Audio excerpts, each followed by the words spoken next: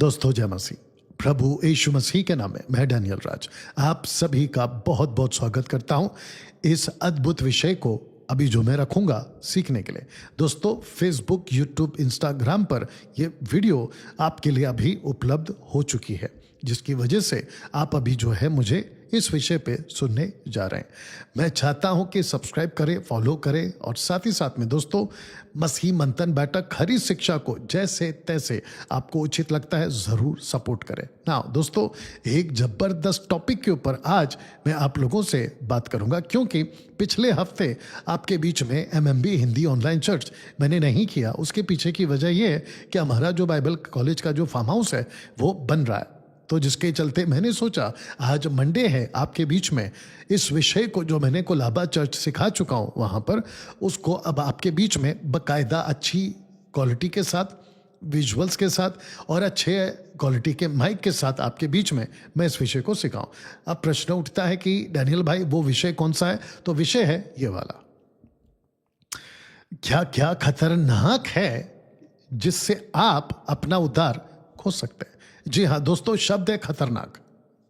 मैंने इसको आपके लिए लिया है ताकि मैं इसके ऊपर आपको समझा सकूं कि क्या चीज और क्या क्या वो बातें हैं जो आपके लिए खतरनाक साबित हो सकती है और जिसके चलते आप अपना उद्धार खो सकते हैं। तो टोटल 4 बातें हैं, जिसमें से यह है पहला, मूर्ति पूजा। दोस्तों परमेश्वर, जिसको हम जीवित परमेश्वर कहते हैं, उसने इजरायलियों को जब बाहर निकाला, क्योंकि जो आज हमको परमेश्वर मिला है इब्रानियों 13:8 के अनुसार परमेश्वर आज कल युगानुग एक सा है, वो कभी बदलता नहीं। तो जिसके चलते उसने कहा कि जो आज्ञा उसने दी उसमें आज्ञा परमेश्वर अपने लोगों को कहता है कि तुम किसी प्रकार की कोई मूर्ति खोद कर, लकड़ी की, पत्थर की, किसी भी वस्तु की, धातु की, तुम मूर्ति खोद कर ना बनाना। तो लिखा है ना किसी की प्रतिमा, मनुष्य की, पक्षी की, जीव जंतु की और ना कोई प्राणी की। तो जिसके चलते आकाश, पृथ्वी और पृथ्वी के नीचे का जल, तो इसको कह सकते हैं पृथ्वी, पृथ्वी के ऊपर और पानी में किसी की प्रतिमा आपको नहीं बनानी है और उसकी आराधना आपको नहीं करनी है, जिसके चलते आप अपना अनंत काल का जीवन नाश की ओर बिता पाओगे या बिता जाओगे, या अपना जीवन का उद्धार जो है पाया है उसको आप खो जाओगे या खो दोगे। ठीक है ना। दूसरा है दोस्तों व्यभिचार। परमेश्वर कहता है इस वचन के हिसाब से, क्या तुम नहीं जानते कि अन्यायी लोग परमेश्वर के राज्य के वारिस ना होंगे। धोखा ना खाओ, ना वेश्यागमी, ना मूर्ति पूजक, ना परस्त्री गमी, ना लुच्छे, ना पुरुष कामी, ना चोर, ना लोभी, ना पियक्कड़, ना गाली देने वाले और ना अंधेर करने वाले परमेश्वर के राज्य के वारिस होंगे। तो जिसके चलते दोस्तों व्यभिचारी परमेश्वर के राज्य के वारिस ना होंगे। एक बार आपने उद्धार पा लिया, उसके बाद आपको इस बातों में नहीं पड़ना है ना। दोस्तों इसको मैंने थोड़ा सा आपको समझाने के लिए व्यभिचार का जो कॉन्सेप्ट है ना उसको मैंने थोड़ा सा ब्रेक डाउन किया हुआ है, यानी कि आपको मैंने समझाने के लिए एक एक पॉइंट्स लिया हुआ है। तो व्यभिचार किस किस को कह सकते हैं या कहते हैं? सबसे पहला ऊपर लिस्ट में देख लीजिएगा, एक्स्ट्रा मैरिटल अफेयर्स। इसको कहते हैं हिंदी में, अगर मैं इसको समझाना चाहूं, विवाह के बाद, मसीह विवाह की बात कर रहा हूं, विवाह के बाद पुरुष या स्त्री जब किसी के साथ प्रभु की उपस्थिति में वाचा ले लेती है कि ये मेरा पति है, ये मेरी पत्नी है, उसके बाद उसको किसी पुरुष या स्त्री के साथ किसी प्रकार का शारीरिक संबंध नहीं रखना है, उसको कहते हैं एक्स्ट्रा मैरिटल अफेयर्स। और ये आता है व्यभिचार की श्रेणी में। दूसरा आता है लिविंग रिलेशनशिप। इसका मतलब शादी मत करो, समझौते पे आ जाओ लड़का लड़की और एक छत के नीचे रहो साल, 2 साल, 5 साल, 10 साल, उसके बाद आपको अगर शादी करनी है तो भविष्य में कर सकते, अन्यथा आप एक छत के नीचे टोटल जैसे पति पत्नी रहते हैं लिविंग रिलेशन में आप रह सकते हैं। इसको भी हम व्यभिचार के श्रेणी में लेकर आएंगे। ओके। तीसरा है सेक्स बिफोर मैरिज। आप शादी करने वाले हो 2 साल बाद, 3 साल बाद आपने किसी को कमिट किया है और उसको आप कह रहे हो कि हम कुछ सालों के बाद शादी कर लेंगे, लेकिन जो शादी के बाद होता है शारीरिक संबंध, उसको हम अभी से करना शुरू करेंगे, इसको भी हम लाएंगे तीसरा वाला व्यभिचार की श्रेणी में।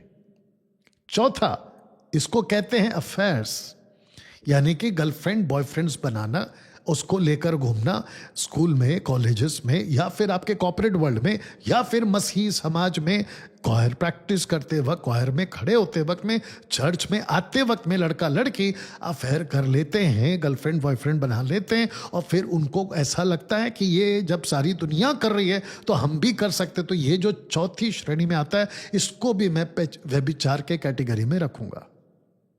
दोस्तों, उसके बाद में आता है वॉचिंग पॉर्न वीडियोस। खैर आजकल तो उतना नहीं है, लेकिन डार्क वेबसाइट में या डार्क वेब में यह खूब चलता है। ओके, जिसको कहते हैं तीसरे दर्जे का इंटरनेट। तो एक है पब्लिक, दूसरा है कॉर्पोरेट, और तीसरा है डार्क वेब। तो जिसके अंदर आपका पॉर्न वीडियोस देखना, या फिर किसी भी वजह से, या ऐसी कोई अश्लील चित्र, अश्लील वीडियोस, उसको भी हम लाएंगे व्यभिचार के श्रेणी में। उसके बाद में आपका आएगा सेक्सुअल टॉक, जिसको कहते हैं व्यभिचार से संबंधित बातें, या फिर जिसको कहते हैं फोन, सेक्स ऑन फोन, उसको भी हम व्यभिचार के श्रेणी में लेकर आते हैं। उसके बाद में आएगा यूजिंग बैड वर्ड्स, गालियां देना, और वो भी बड़ी बड़ी। तो इन सभी को अगर एक विश्वासी करता है तो वो अपना उद्धार खो चुका है। इस वचन के आधार पर वो परमेश्वर के राज्य का वारिस नहीं हो सकता। दोस्तों, उसके बाद आता है तीसरा, नशा। तो लिखा है कि मेरा कहना यह है कि यदि कोई भाई कहलाकर, इसका मतलब मसीह भाई बहन, भाई कहलाकर व्यभिचारी या लोभी या मूर्ति पूजक या गाली देने वाला या पियक्कड़, ड्रंकर इंग्लिश में शब्द है ड्रंकर, पियक्कड़, इसका मतलब आप थोड़ा पियो, ज्यादा पियो, महीने में एक बार पियो, साल में एक बार पियो, लेकिन आपको उसी श्रेणी में लाएंगे जिसको कहते हैं नशा। ऐसे मनुष्य के साथ में संगति भी नहीं करना और खाना भी ना खाना। अब आता है चौथा, जो कि मैं चाहता हूं मसीह समाज, मसीह की दया, मसीह मंथन बैठक इस बात को समझे कि ये जो है चौथा, जिसको मैंने यहां पे रखा है कि मूर्ति पूजा, व्यभिचार, नशा, अगर इन सब से आपका उद्धार जा सकता है, तो एक और है जो आपके लिए आज कुछ पेटू सेवक उसको आपके लिए खतरनाक बना रहे हैं, और वो है आपकी बाइबल। या आपको ताज्जुब लगा होगा, आपको झटका लगा होगा, कैसे डैनियल भाई के बाइबल हमारे लिए खतरनाक हो सकती है? तो क्या ये पुस्तक भी खतरनाक है जैसे मूर्ति पूजा, व्यभिचार और नशा? तो क्या ये भी आपके लिए व्यभिचार, माफ करना, बाइबल खतरनाक हो सकती है? तो पतरस ने क्या कहा था पौलुस को लेकर, उसको पहले समझते हैं, फिर आपको समझाऊंगा कि जिसको आज हम बाइबल कहते हैं वो आपके लिए खतरनाक कैसे हो सकती है, और बाइबल को लेकर आपके लिए खतरनाक कौन बनाएगा। ये बहुत डिफरेंट मैसेज है दोस्तों, ये बहुत अलग प्रचार है दोस्तों, जिसको आपको समझना जरूरी है। आइए पढ़ते। वैसे ही उसने अपनी सब पत्रियों में भी इन बातों की चर्चा की है, जिनमें कितनी बातें ऐसी हैं जिनका समझना कठिन है। अनपढ़ और चंचल लोग उनके अर्थों को भी पवित्र शास्त्र की और बातों की नाई खींच तान कर अपने ही नाश का कारण बनाते। किसको? पवित्र शास्त्र की बातों को खींच तान कर पवित्र शास्त्र उस व्यक्ति के लिए नाश का कारण बन जाता है। कौन कह रहा है? पतरस कह रहा है। अब नीचे पढ़ते वचन 17 कहता है, इसलिए हे प्रियो, तुम लोग पहले ही से इन बातों को जानकर चौकस रहो कि कहीं पुस्तक, जिसको हम बाइबल कहते, बिब्लिया ग्रीक वर्ड, वो कहीं कोई पेटू सेवक और कल्ट टीचिंग वाला उसको दिखा दिखा कर, समझा समझा कर आपका उद्धार तो नहीं छीन ले रहा है, और ये पुस्तक आपके लिए बना दे रहा है खतरनाक।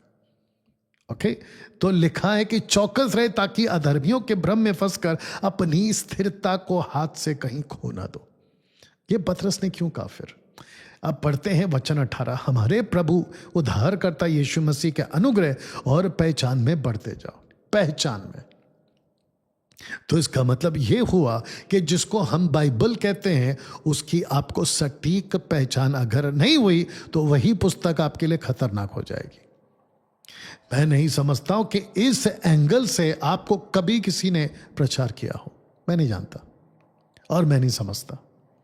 अगर मुझ जैसे 10% या फिर मैं अभी आपके लिए ये प्रीचिंग ला रहा हूं तो आपको समझना है कि पवित्र आत्मा अपनी देह के साथ आज क्या बात कर रहा है।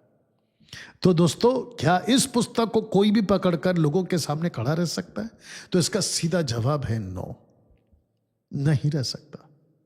आज मैं देख रहा हूं कि कोई भी ऐरा गहरा, कोई भी सड़क छाप, किसी भी प्रकार का आदमी, पंजाब से, महाराष्ट्र से, विश्व के किसी भी कोने से कोई भी खड़ा हो जाता है, बाइबल को हाथ में ले लेता है, खुद को अपने नाम के पहले apostle, prophet, doctor, bishop, reverend, pastor डालकर पब्लिक को उल्लू बनाने का काम शुरू कर दे रहा है। दोस्तों, जितना खतरनाक व्यभिचार है, मूर्ति पूजा है, नशा है, उतना ही ज्यादा, मैं तो कहूंगा उससे ज्यादा खतरनाक बाइबल पकड़ाकर, क्योंकि व्यभिचार करके आप अपना उद्धार खो रहे हो, मूर्ति पूजा करके आप अपना उद्धार खो रहे हो, नशा करके आप अपना उद्धार खो रहे हो। ऐसे ही परमेश्वर के वचन को तोड़ मरोड़ कर पेश करने वाला कल्ट टीचिंग वुल्फ उसी बाइबल को आपके लिए खतरनाक बना दे रहा है। कभी इस एंगल से भी सोचा करो।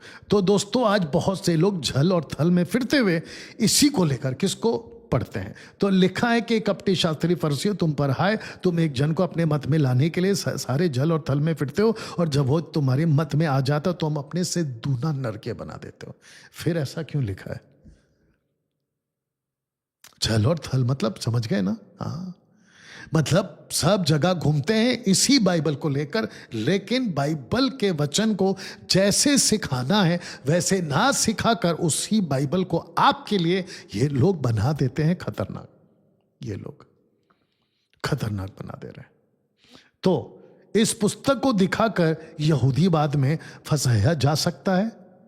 क्वेश्चन है। तो जवाब क्या है? यस। दूसरा, इस पुस्तक को दिखाकर धार्मिक संस्थाओं में फंसाया जा सकता है? Of course. क्वेश्चन मार्क है, तो आंसर क्या होगा? यस। अच्छा, इस पुस्तक को दिखाकर कल्ट टीचिंग्स में फंसाया जा सकता है? क्वेश्चन मार्क है, तो आंसर क्या होगा? Of course yes. इस पुस्तक को दिखाकर पे टू सेवक अपनी दुकान चला सकता है? बिल्कुल बड़ा यस, बिल्कुल बड़ा यस।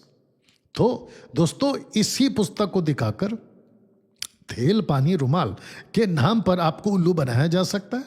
बिल्कुल बनाया जा सकता है ना। इस पुस्तक को दिखाकर झूठ की दुनिया में आपको रखा जा सकता है। मैं आपको बताता कि झूठ की दुनिया क्या है। सबसे पहला, ये जो पेटू सेवक वुल्फ टाइप के लोग होते हैं ना, जो कल्ट टीचिंग के टाइप और जिब्रिश वाले, ये कहते हैं कि तुम चुने हुए हो। इसमें कोई शक नहीं है कि हम चुने हुए हैं, इसमें कोई शक नहीं है। लेकिन चुने हुए को इतना हाइप कर देते हैं कि तुम बाकी पूरे पाप में जीवन जियो, लेकिन तुमको परमेश्वर ने चुन के रखा हुआ है। ये तो गलत है ना। तो यहां पे आपकी बाइबल आपके लिए क्या बना देते हैं? खतरनाक। दूसरा, तुम प्रिय हो। अरे, परमेश्वर के लिए हम प्रिय तब हैं जब हम परमेश्वर की इच्छा पे चलते हैं। अगर हम परमेश्वर की इच्छा पे नहीं चलते, ये टैग लेके कैसे घूम सकते हो? तो आपके लिए ये बाइबल बन जाएगी खतरनाक इन जैसों की वजह से।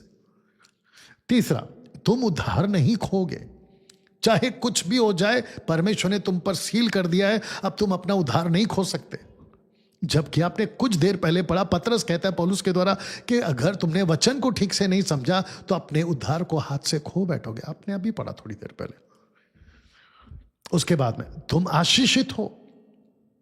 अब्राहम की आशीष, इसकी आशीष, उसकी आशीष आपके ऊपर थोप देते नॉन बिब्लिकल, और जब आपको नहीं मिलती आप ठोकर खाते हैं, फिर आप उसी बाइबल को कहते हैं ये तो गलत है। अब बताइए, बाइबल आपके लिए खतरनाक हुई कि नहीं इन लोगों की वजह से? आखिरी में कहते हैं कि तुम सर हो और तुम अमीर बनोगे, तुम पूछ नहीं सर। ये इज़राइल को बोला था, ये परमेश्वर ने अपने प्रतिज्ञा के लोगों को बोला था, आपको नहीं बोला था कि तुम सर बनो, पूछ नहीं बनोगे। ना ना ना, कॉन्टेक्स्ट को पढ़ना है, कॉन्टेक्स्ट में चलना है। जब तक आप परमेश्वर की मर्जी के बगैर, जब तक वो परमेश्वर कुछ नहीं चाहता, आपके साथ कुछ नहीं होगा। आजकल बहुत लोगों को मैं देख रहा हूं, आपको अमीर बनाने के चक्कर में ये लोग प्रोफेसी करते हैं, मनचाहा पेट भर भर के झूठ प्रोफेसी करते हैं, झूठ। बताइए, अब प्रश्न उठता है दोस्तों कि परमेश्वर सबसे पहले लिखा है God speaks, man of God interprets. परमेश्वर बात करता है और मैन ऑफ गॉड उसको इंटरप्रेट करता है। तो परमेश्वर बात करता है अपनी बाइबल में राइटली, वचन को ठीक से डिवाइड करने वाला परमेश्वर का जन होता है, जो लोगों को वो सिखाता है क्या सही है क्या गलत है और कैसे पढ़ना है कैसे नहीं पढ़ना। तो इस कॉन्सेप्ट के हिसाब से आपका जो लोकल पास्टर है, आपका लीडर है ना, वो ऐसे सिखाता है। आशा करता हूं कि दोस्तों आप समझ रहे हैं। तो सारा खेल इंटरप्रिटेशन का है। किसका है सारा खेल? इंटरप्रिटेशन का। ना चतुराई से चलते, ना परमेश्वर के वचन में मिलावट करते हैं। 2 कुरिन्थियों 4:2। हम सटीक बातों को रखते हैं, ऐसा करके आपका जो है वचन पौलुस कहता है ना। दोस्तों, इसको पकड़ने वाला नौसिखिया अगर आ गया तो यह पुस्तक आपके लिए खतरनाक है। नौसिखिया समझते हैं अनलर्नड, जिसको कहते हैं ना सीखा हुआ, नौसिखिया, ठीक है ना। क्या यह सब खतरनाक है? बिल्कुल खतरनाक है। आपको पता है कि ये जितनी भी चीजें हैं ना, अगर नौसिखिया वाले ने इसको पकड़ लिया ना, तो ये उसके लिए भी खतरनाक होगा और उसके आसपास के जितने लोग हैं ना, उनके लिए भी खतरनाक होगा। इसलिए एक्सपर्ट ही इसको चलाने वाला होना चाहिए। ऐसे ही आपकी बाइबल, अगर आपने इसको ठीक से नहीं इंटरप्रेट किया, आपके लीडर, आपके पास्टर ने, तो आपके लिए यह पुस्तक बन जाएगी खतरनाक। आपको मैं प्रूफ देता हूं। आपको पता है इब्रानियों की किताब उसका 4:12 में क्या लिखा है? परमेश्वर का वचन हर एक 2-धारी तलवार से भी बहुत चौखा है। फिर ऐसा क्यों लिखा है दोस्तों? ये तो आपको समझना पड़ेगा ना। तो फिर इसका मतलब ये हुआ कि आपकी जो बाइबल है, अगर सही तरीके से लिया तो वो सही है, लेकिन अगर गलत आदमी के हाथ में लग गए, जिसको कहते हैं नौसिखिया, ये देख लीजिएगा, तो ये बाइबल आपके लिए बन जाएगी खतरनाक। जैसे इसको हैंडल करने के लिए एक्सपर्ट्स होने चाहिए ना, ऐसे ही आपकी बाइबल को भी लेके चलने वाले, जो कि परमेश्वर का वचन है, हथियार है, एक्सपर्ट ही हैंडल कर सकता है। अगर अभी इस वक्त में मसीह मंथन बैठक के लीडर के द्वारा किसी घर पर इकट्ठा करके आपको अगर ये वीडियो दिखाई जा रही है, तो मैं चाहता हूं कि सबसे पहले मेघा चर्च के लोगों से, जो खुद को अपोस्तल, प्रॉफिट, पास्टर कहते हैं, प्रभु का दास कहते हैं, सबसे पहला मेघा चर्च के वालों से भागो। ये आपको आपका उद्धार से आपको कोसों दूर ले जाएंगे, आपको वंचित करा देंगे। इतने डेंजर हैं ये लोग। इनका ईश्वर भेंट है। मैं आपको सच बता रहा हूं, जितने भी जिब्रिश वाले, सब के सब आपसे आपका उद्धार छीन लेंगे।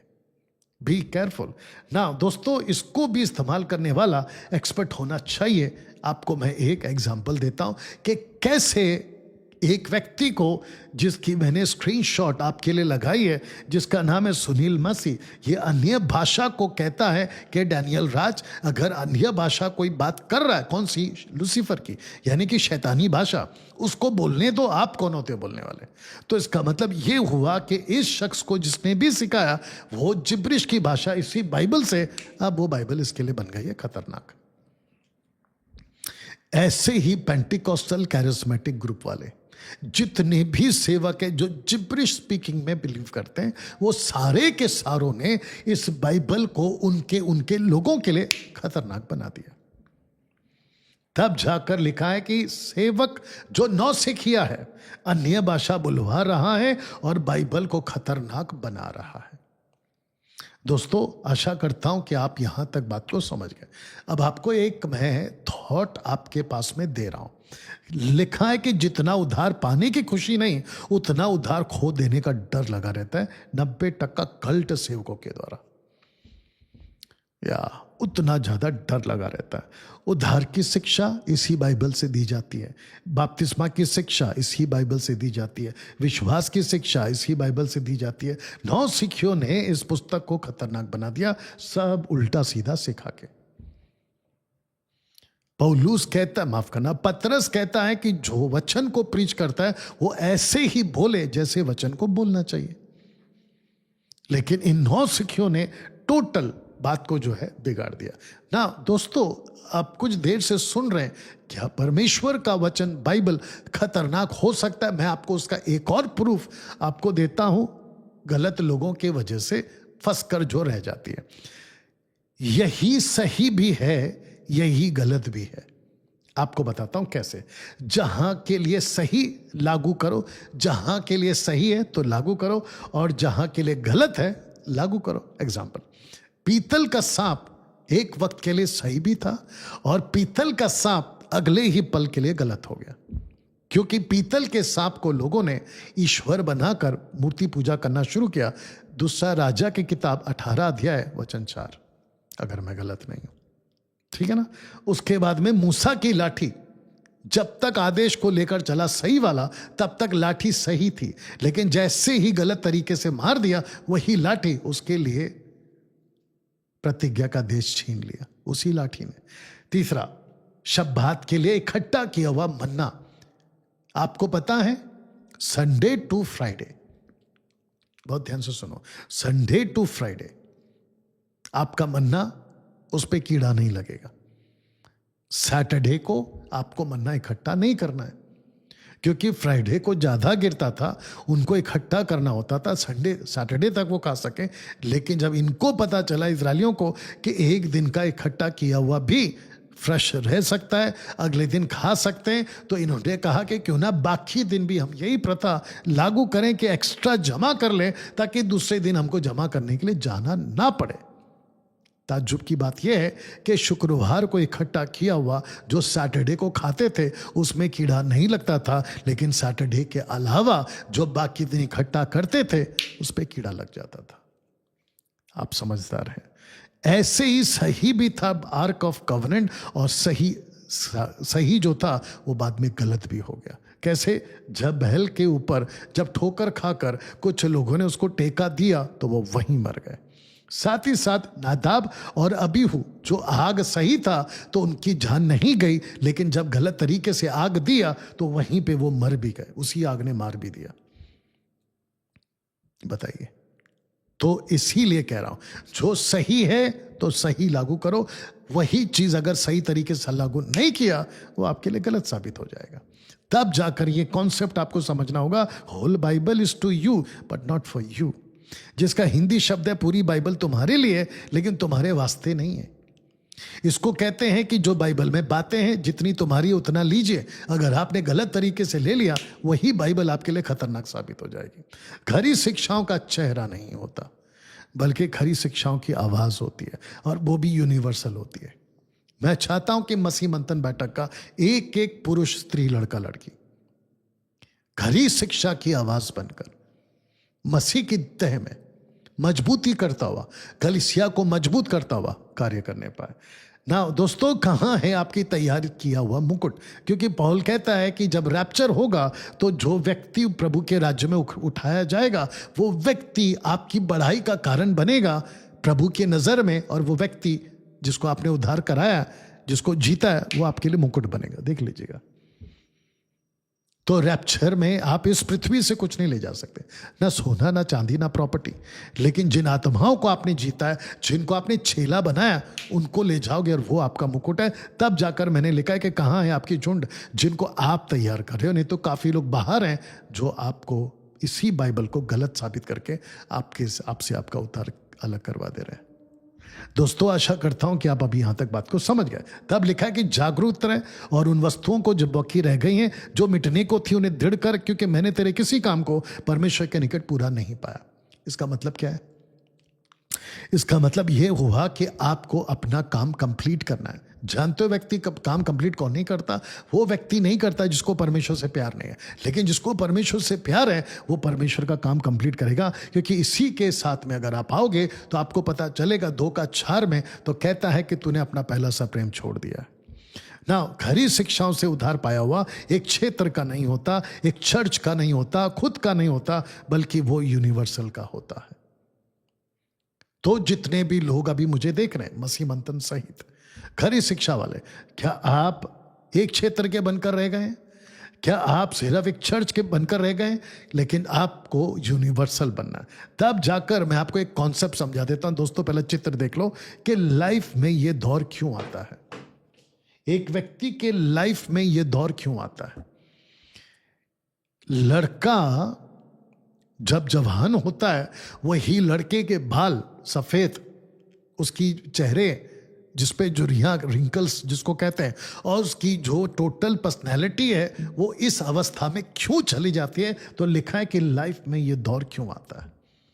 अब आपको इसके पीछे की सबसे बड़ी वजह बताता हूं कि ये लाइफ में ये दौर क्यों आता है। दोस्तों अब जब हम अभी मैं वीडियो बना रहा हूं तो ये मार्च अप्रैल मई जून का जबरदस्त गर्मी का महीना में, और गर्मी के महीने में आप फ्रूट्स में से एक फ्रूट्स बहुत खरीदते हैं और वो है वाटरमेलन फ्रूट यानी कि कलिंगड़। अब सबसे इंपॉर्टेंट पार्ट ये है कि जब आप दुकान में जाते हो तो कलिंगड़ लाल निकले, मीठा निकले, उसकी पहचान अगर जिसको नहीं है तो वो व्यक्ति गलत ले आएगा, जैसे आप स्क्रीन पे देख रहे हैं नीचे वाला।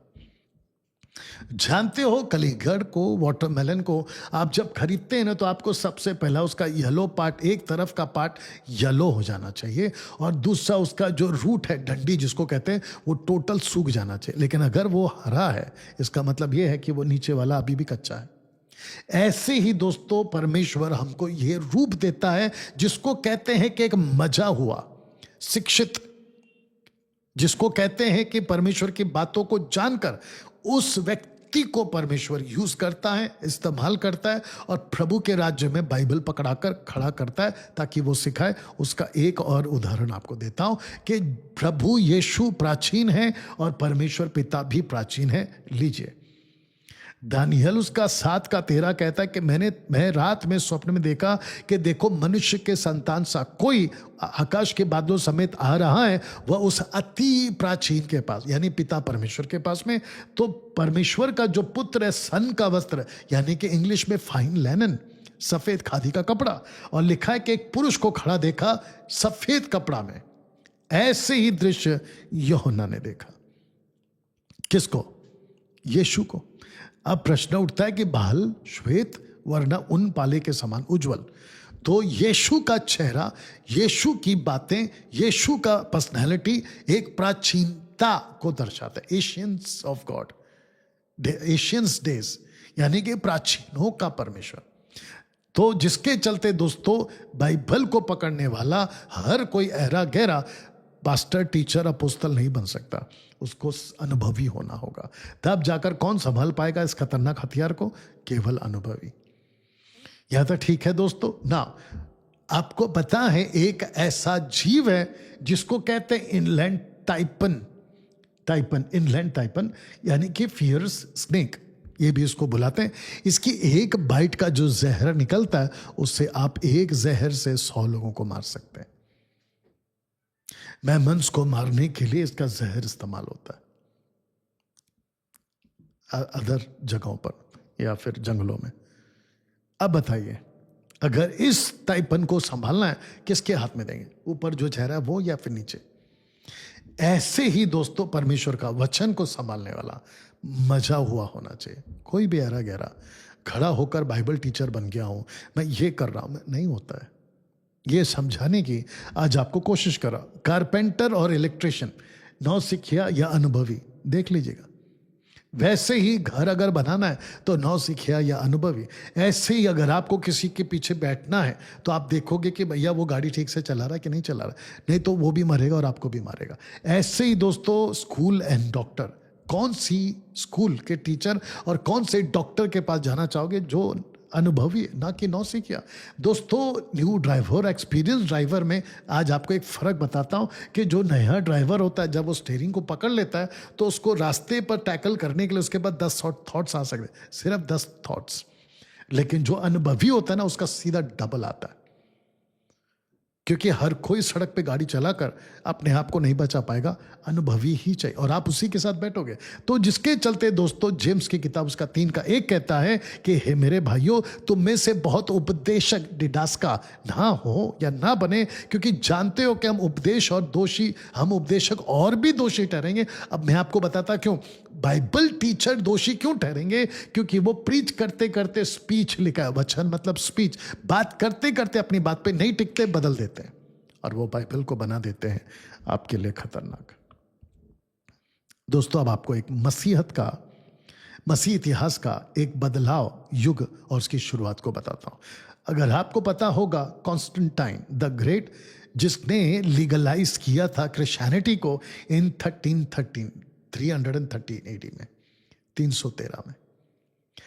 ये वो दौर था दोस्तों जब कलीसिया मसीहत प्रभु यीशु के द्वारा बीज बोई गई, पौलुस पतरस के द्वारा बीज बोई गई। ऐसी मसीहत दोस्तों उस वक्त में जबरदस्त तरीके से सताव में, पीड़ा में, तड़प में एक ऐसी अवस्था से गुजर रही थी, कम से कम 300 साल तक। 300 साल मतलब 3 पीढ़ी। उसके बाद ये शख्स आता है और क्रिश्चियनिटी को लीगलाइज कर देता है। उसके बाद में कॉन्स्टेंटाइन द ग्रेट एक बैठक करवाता है 325 AD में, और उसको कहते हैं काउंसिल ऑफ नाइसिया। कम से कम 318 बिशप्स, हालांकि उसने सबको बुलाया था तो उनमें से कई बिशप्स नहीं आए, तो उनकी बैठक बैठी थी 325 AD में। दोस्तों मसीह इतिहास का ये वो दिन था जहां पर बहुत सी बातों का, जिसको कहते हैं क्रीड बना था, जिसको कहते हैं नाइसीन क्रीड। ये देख लीजिएगा, ये सब कुछ आपके लिए रखा है। What we believe, father the son Jesus holy spirit and one church, मतलब कैथोलिक चर्च आज के हिसाब से, ठीक है ना। हालांकि कैथोलिक चर्च बाद में 2 हो गया, यानी कि ऑर्थोडॉक्स और कैथोलिक मैं भी रखूंगा, ये एक युग है। उसके बाद वापस एक बैठी जिसको कहते हैं सेकेंड काउंसिल ऑफ नाइसिया। इसको कहते हैं 787 AD में। इनका इशू था कि जो सिंबल्स हैं, बाइबल हो गया, क्रॉस हो गया, रोजरी हो गई, संतों की फोटो हो गई, उसको लेकर जिसको कहते हैं होली इमेजेस, यानी कि पवित्र चिन्ह क्या क्या ले सकते हैं, उसके चलते एक और बैठक बैठी। और उस वक्त के लोग जो बिशप्स थे उन लोगों ने तय किया, और उनमें से कई लोग नहीं पहुंचे और उन्होंने इस बात को स्वीकार नहीं किया। तब जाकर आपको यह भी बता दूं कि apostolic era in 1st century में जब इसकी शुरुआत हुई थी कलीसिया की, तब दूसरा कोई डिनोमिनेशन नहीं था। कॉन्स्टेंटाइन तक 300 साल तक मसीह अपोस्टोलिक एरा ही था। जुडाइज्म का दबदबा जोरों से चल रहा था। पौलुस और पतरस की सेविकाएं तो चल रही थी, लेकिन दूसरी तरफ में जुडाइज्म का भी दबदबा जबरदस्त था। उसका एक प्रूफ आपको दे देता हूं, और वो है फिर कितने लोग यहूदिया से आकर भाइयों को सिखाने लगे कि यदि मूसा की रीति पर तुम्हारा खतना ना हो तो तुम उद्धार नहीं पा सकते। बना दिया ना बाइबल को खतरनाक। नीचे पढ़ते हैं, क्योंकि पर पुराने समय में नगर नगर मूसा की व्यवस्था के प्रचार करने वाले होते चले आए हैं, और वो हर सबत के दिन आराधना में पड़ी जाती है। आप जरा दिमाग में एक पिक्चर बना लो। आपको पिक्चर ये बनानी है कि एक तरफ चल रहा है मेसियानिक जूइश और दूसरी चल रहा है द ओल्ड ट्रेडिशनल जूइश, यानी कि मूसा द्वारा। इसके हिसाब से तब जाकर मैंने ये आपको बोला है कि जुडाइज्म का जो टीचिंग था वो जबरदस्त दबदबा उनका बना हुआ था ना। दोस्तों 6th सेंचुरी तक आपका इस्लाम नहीं था, क्योंकि 610 में गैब्रियल मोहम्मद के पास आता है इनके हिसाब से, और उनको कहता है कि तुम अब जो है एक नया ग्रुप चलाओगे, इस्लाम। तो पौलुस कहता है कि यदि हम या स्वर्ग से कोई दूत भी उस सुसमाचार को छोड़ जो हमने तुमको सुना है, कोई और सुसमाचार सुनाए तो श्रापित है। इसका मतलब यह हुआ कि जो फाउंडेशन पौलुस ने डाला था उसके अलावा दूसरा कोई फाउंडेशन डाल नहीं सकता, 1 कुरिन्थियों 4 अध्याय। लेकिन यह फाउंडेशन गिरा था 610 में, और यहां से ग्रुप स्टार्ट हुआ जिसको कहते हैं इस्लाम, जिसको कहते हैं आज की तारीख में the second largest religion of the world. दोस्तों कैसे फैला इस्लाम पूरी दुनिया में? इस एक वचन के द्वारा। आज जिस विषय पे मैं बात कर रहा हूं, कि बाइबल आपके लिए खतरनाक हो चुकी है कुछ गलत लोगों के द्वारा। ऐसे ही डिटरनॉमी 18:18 यानी कि व्यवस्था विवरण 18:18, आइए इसको पढ़ते हैं। तो लिखा है, सो मैंने उनके लिए एक नबियों सो मैं उनके लिए उनके भाइयों के बीच में से तेरे समान, मूसा के समान एक नबी को उत्पन्न करूंगा और वो अपना वचन उसके मुंह में डालूंगा। जिस जिस बात की मैं उसे आज्ञा दूंगा वह उनको क्या सुनाएगा। तो 613 में, माफ करना 610 में इनके हिसाब से गैब्रियल आता है और मोहम्मद को वो बातें बताता है और पूरा इस्लाम इस एक वचन से कि ये वही प्रॉफिट है जिसकी बात मूसा ने की, जबकि स्टीफन इसको कह चुका है कि ये प्रॉफिट मोहम्मद नहीं है, ये प्रॉफिट जीसस क्राइस्ट है। ये वही मूसा है जिसने इजरायलियों से कहा कि परमेश्वर तुम्हारे भाइयों में से तुम्हारे लिए मुझसा एक भविष्यवक्ता उठाएगा।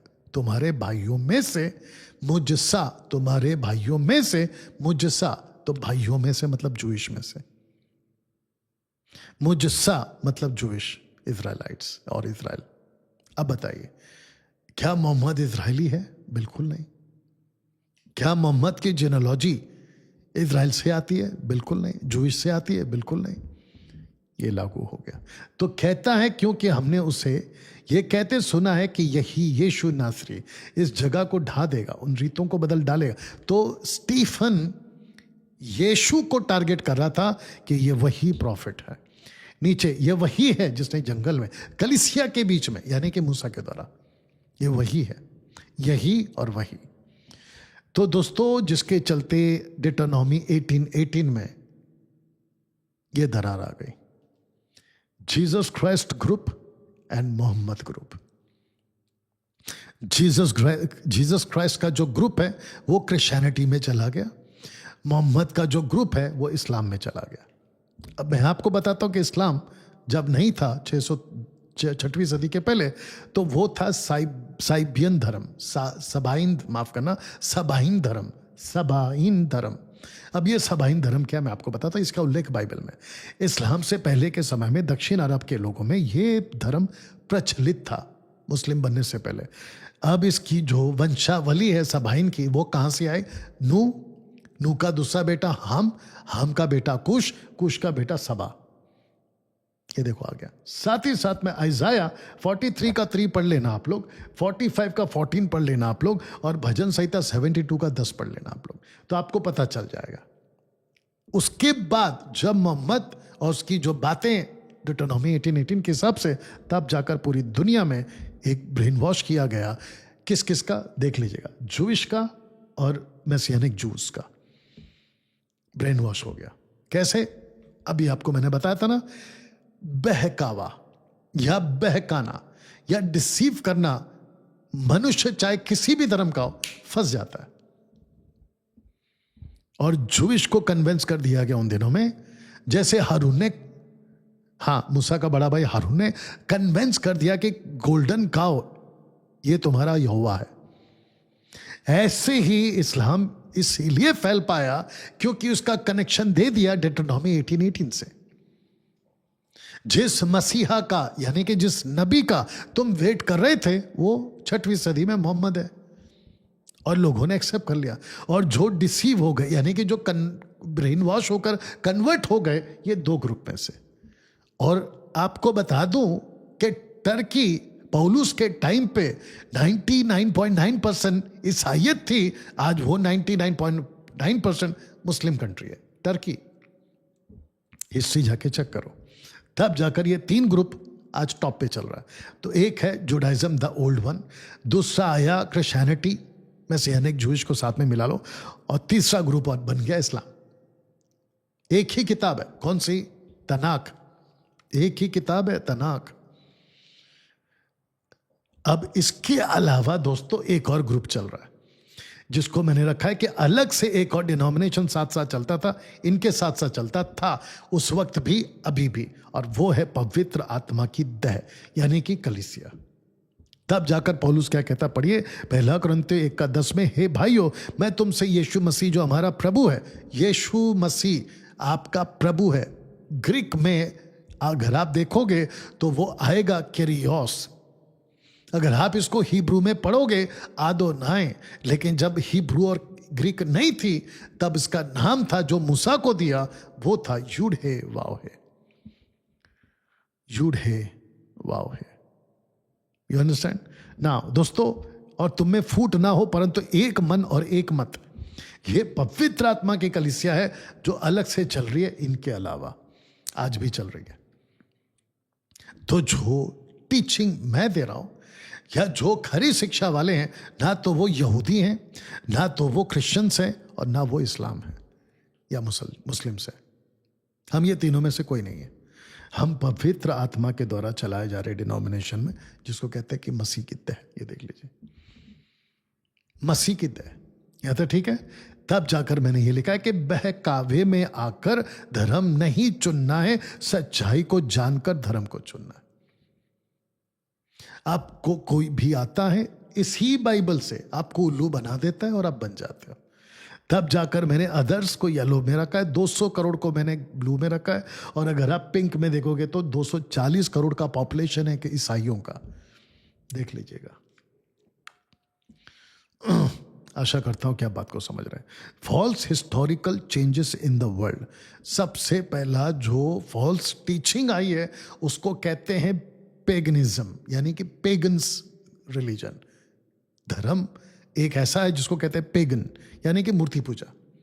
देख लीजिए आप, मूर्ति पूजा किसी की भी बना दो, सूरज की, चांद की, धरती की, आकाश की, जीव जंतु की, मनुष्य की, जानवरों की, पेड़ पौधे और पत्थर लकड़ी, इसको पेगनिज्म कहते हैं। ठीक है ना। उसके बाद आया डार्क एजेस ऑफ क्रिश्चियनिटी।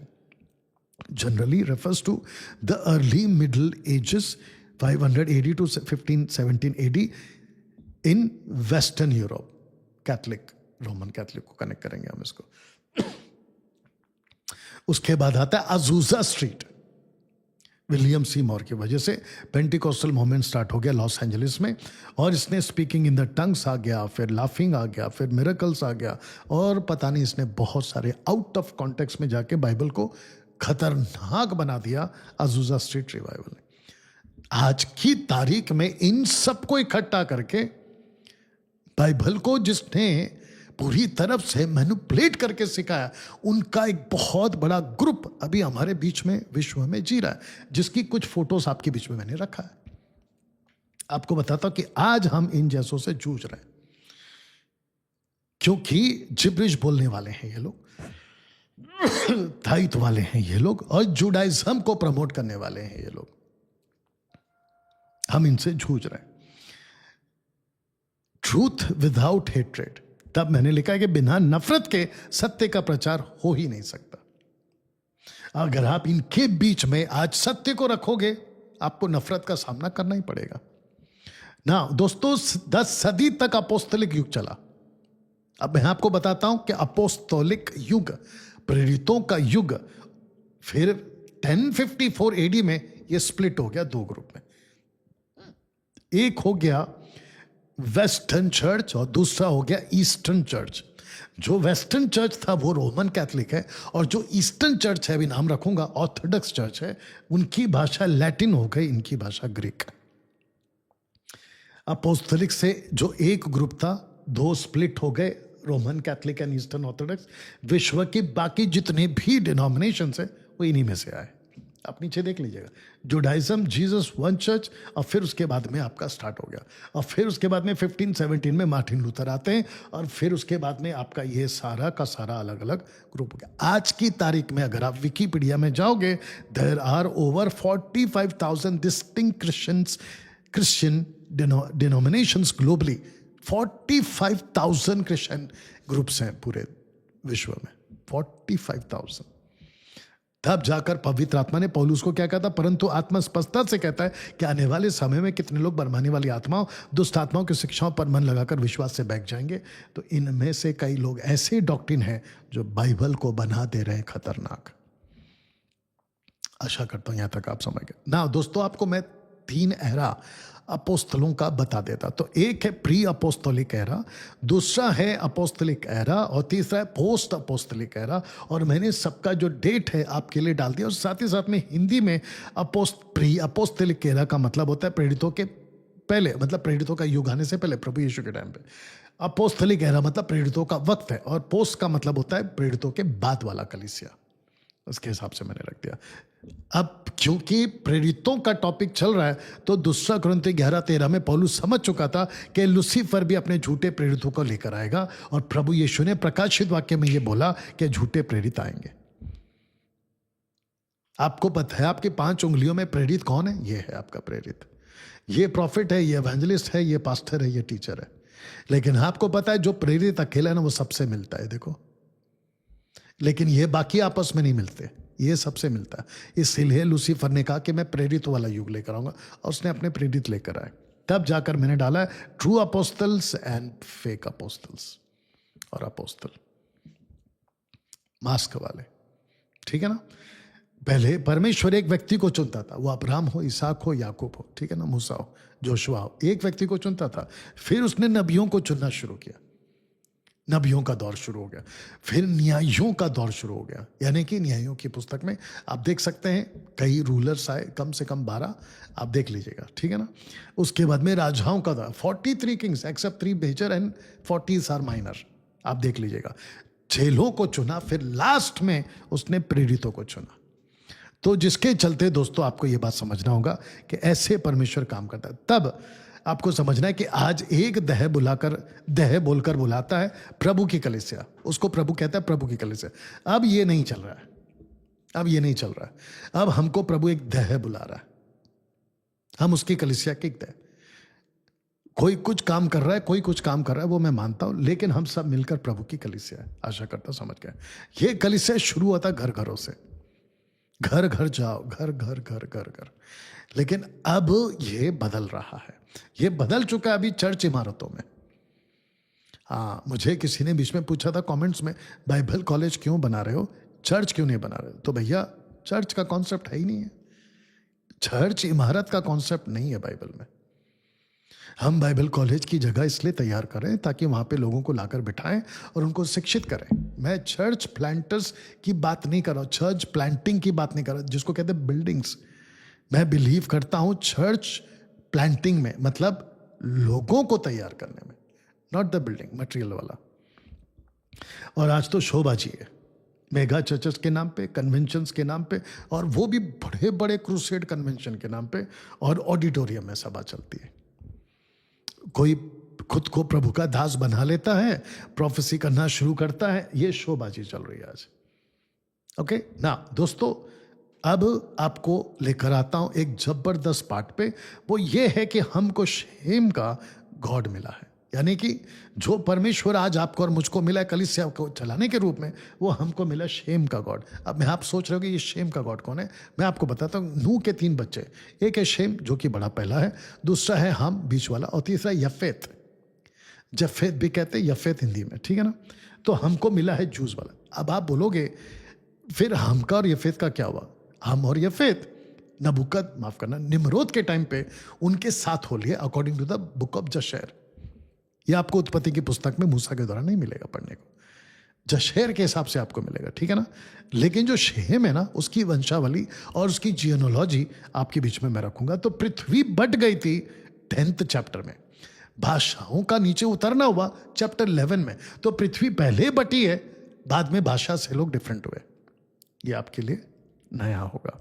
आप ऊपर देख सकते हैं शेम की लाइन, ये देख लीजिए शेम की लाइन, ठीक है ना। अगर आप इस तरफ देखोगे तो परमेश्वर ने जो विश्व को बांटा है ना, वो 3 क्षेत्र में बांटा है। इसको कहते हैं 3 डिफरेंट कॉन्टिनेंट्स में बांटा हुआ है। मसीह इतिहास, बाइबल इतिहास, परमेश्वर का इतिहास 3 कॉन्टिनेंट्स में ही फैला हुआ है। आप ऊपर देख सकते हैं, अफ्रीका है, यूरोप है और एशिया है। और ये उसका पूरा लिस्ट भी आपको दे दिया, जूम आउट करके आप लोग देख लेना। उसके बाद परमेश्वर ने क्या किया पता? अब्राहम से चुना, इसहाक के पास पहुंचा, इसहाक को चुना, जेकब के पास पहुंचा, जेकब के 12 बच्चों के पास भी आया। तब जाकर आपको एक कॉन्सेप्ट समझा देता हूं, गॉड ऑफ 3, जिसको कहते हैं अब्राहम, इसहाक एंड जेकब। मूसा को क्या कहा? तेरा परमेश्वर कौन सा? अब्राहम का, इसहाक का, याकूब। उसके बाद आता है गॉड ऑफ वन नेशन, यानी कि इजराइलाइट्स और इजराइल, बिफोर पार्टीशन, मतलब विभाजन होने से पहले।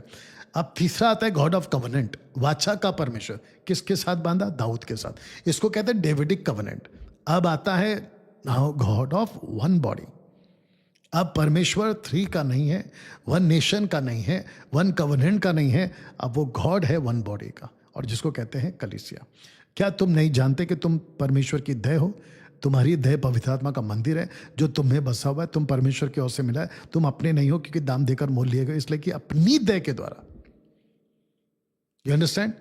परमेश्वर पिता, परमेश्वर पुत्र, परमेश्वर आत्मा, ये तीनों का अगर कोई वास स्थान है रहने का, वो है आपकी बॉडी, कलीसिया। जबरदस्त है ना? तब इफिसियों 4:5 कहता है एक ही देह, एक ही प्रभु, सेम गॉड फॉर एवर। अब कोई चेंजेस नहीं आएगा। यह तो ठीक है ना? दोस्तों, आप जानते हैं कि परमेश्वर ने इस्राएलियों को ऑलिव ट्री बोला और अन्य जातियों को वाइल्ड ऑलिव ट्री बोला। यदि कहीं एक डाली जू तोड़ दी गई, तू यानी जंटाइल जंगली जलपाई होकर उसमें जू में साटा गया, जलपाई की जड़ की चिकनाई का भाग। इसका मतलब परमेश्वर ने जो अनुग्रह दिया था ना, उसके भागी उसने आपको और हमको बना दिया। रोमन्स 11:12। इसलिए परमेश्वर की कृपा कढ़ाई को देख, जो गिर गई यानी कि जू, उन पर कढ़ाई, जूस पर कढ़ाई यानी कि शक्तिपना, पर तुझ पर कृपा, किस पर? जंटाइल्स पर। और यदि तू उसमें बना रहे, नहीं तो तू भी काट डाला जाएगा। तो ये इतना स्ट्रिक्ट परमेश्वर है। This God is very strict. इसका एक प्रूफ आपको देता हूं, आगे को फले तो भला, नहीं तो काट डालना। एक और प्रूफ दे देता हूं, उदाहरण। कहता है कि ना तो दाहिने मुड़ना ना बाएं, इसी पर रात दिन ध्यान देना। किसके ऊपर? बाइबल पर, परमेश्वर के वचन पर। क्यों? क्योंकि कहीं वो पुस्तक को तुम खतरनाक बनाकर लोगों को कहीं सौंप ना दो, और लोग तुम्हारी वजह से, पुस्तक की वजह से, जिसको तुमने खतरनाक बनाया, नाश ना कर दो। तब जाकर ये कॉन्सेप्ट को रखा कि you don't need more time, you need more focus. आपको अधिक समय के नहीं, आपको अधिक ध्यान केंद्र करने की जरूरत है। तो दोस्तों, अब बोलिए, क्या ये पुस्तक खतरनाक हुई या नहीं? मैं इसी पोस्टर के साथ आज की बात, आज का जो विषय है, उसको समाप्त करता हूं। दोस्तों, आशा करता हूं कि लगभग 1 घंटे के आसपास में आपने जो है मेरी बातों को समझा है। मैंने आपके बीच में जो रखा है, सबसे पहले परमेश्वर के बाइबल को समझो। जब तक नहीं समझोगे, किसी को समझा नहीं पाओगे। और अगर गलत तरीके से आपने लोगों को समझाना शुरू किया, इसी बाइबल को तुम उसके लिए खतरनाक बना दोगे। चलिए दोस्तों, ये वीडियो यहां समाप्त करता हूं। खूब शेयर करिए और लोगों तक पहुंचाइए। प्रभु आपको आशीष दे। God bless.